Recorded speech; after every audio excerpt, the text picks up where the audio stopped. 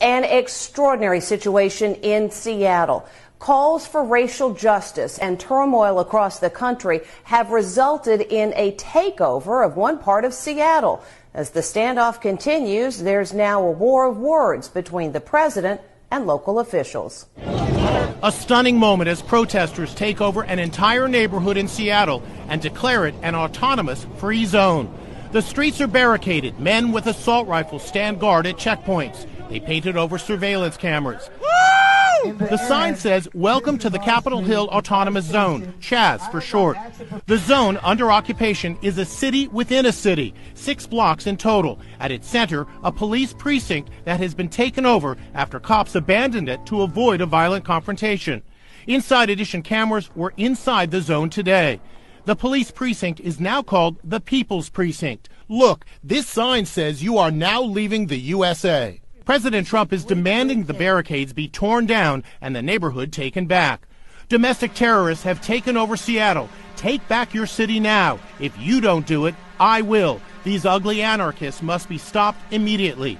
Seattle Mayor Jenny Durkan responded, "Make us all safe. Go back to your bunker. Black Lives Matter." White House Press Secretary Kayleigh McEnany appeared on Fox News today. Does the president plan to use military action on the streets of Seattle? Well, the president's message is that he will secure the streets in this country.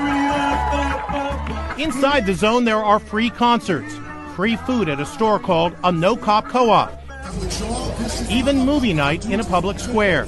Black Lives Matter has been painted on the street in huge letters. And social distancing? Forget about it. There are also disturbing allegations from cops. We have heard anecdotally reports of citizens and businesses being asked to pay a fee to operate within this area. This is the crime of extortion. Seattle Police Chief Carmen Best was given access to the precinct to try to resolve the crisis. Can we talk to you? In a video address, she told cops it was a mistake to abandon the precinct. You should know, leaving the precinct was not my decision. You fought for days to protect it. The takeover began after protesters occupied City Hall, demanding the mayor's resignation. Then they marched back to the Capitol Hill district and, with no cops to stop them, set up the barricades. Now there's a tense standoff.